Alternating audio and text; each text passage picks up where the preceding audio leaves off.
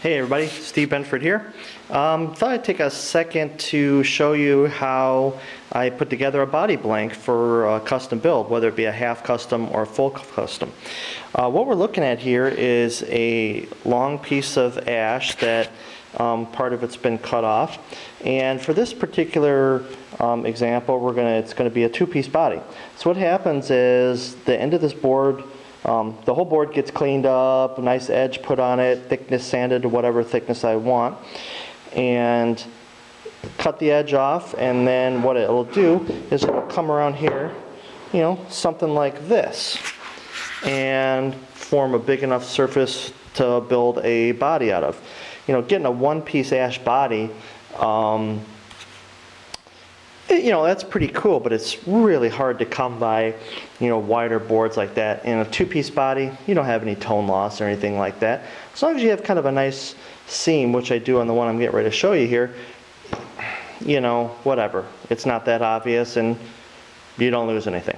So that's the first step. What happens is this will all get glued together, cut out into a square. In this case, I'm not going to need this part up here. Then once it's glued up, it'll get thicknessed again just to make sure that this part's level with this part, and away we go.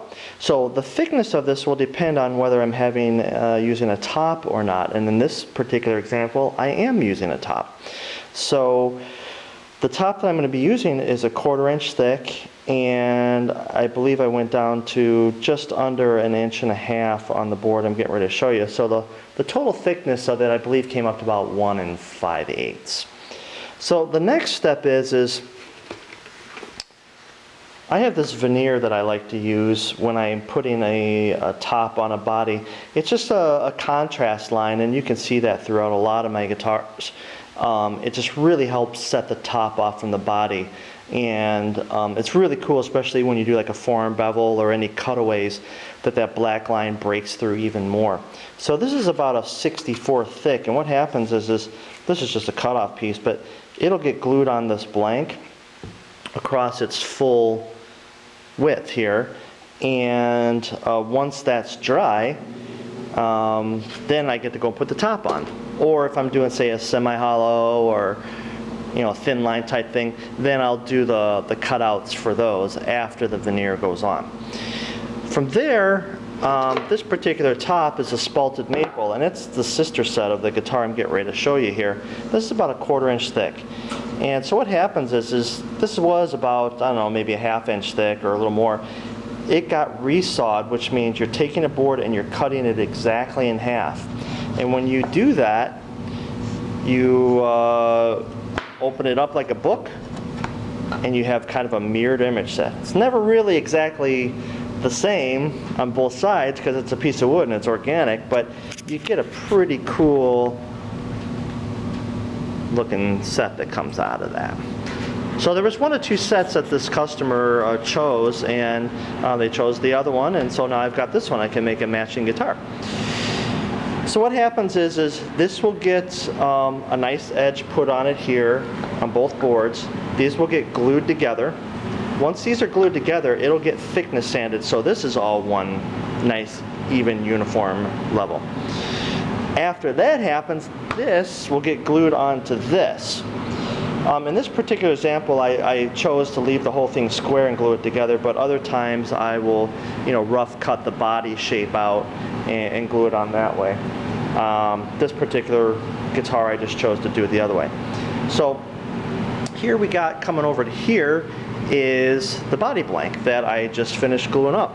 And so you can see the nice book match here.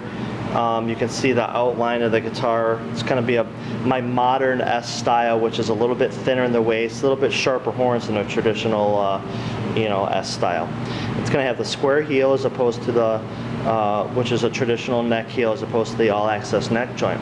So coming down here, I'll try to show you the body here. Here's the body, and then you can see the contrast line in there, and then there's the top. So that's really going to set that off nice once some finish gets on there and it's all sanded up smooth. But in this particular guitar, the wood isn't bent over the forearm bevel. It's just going to get, when I put the forearm bevel in, it's going to break through this wood, and you're going to see the ash behind it, and there's contrast lines going to run right through there. Looks really, really sweet. And I'm not sure, I don't think we decided yet, but I don't think there's going to be a kind of a scoop for your hand here. I'll have to ask the customer about that. But otherwise, that's that. After all of that happens, then, you know, I'll take a template like this, and this will get double stick taped down onto my board. And what will happen is, once this is double stick taped down where I want it, all my center lines matching, a rough cut around this with a bandsaw. Once it's rough cut, I'll take it over to the router table and run a router bit around there. And what will happen here, I'm going to walk over to the router table. I'll probably use a bit that's similar to this. And what it is we have the cutter all along here, and then at the top there's a bearing. Now let's walk back over here. The bearing, and what will happen is this bearing will follow the template and trim the wood. Now this is a little bit too thick to do all in one pass with this bit, so I'll have to use you know, different depth passes with a different bit and then clean it up with this one. But you can kind of see that once I get it rough cut in, as long as my pattern's good, this bit is going to follow it, and I'm going to get an exact copy of whatever pattern that I choose here. So that's about it for now with this, and what I'll do is I'll end up cutting this out, cleaning it all up, and maybe doing another little short video with where I'm at with that. All right, thanks a lot. See you next time.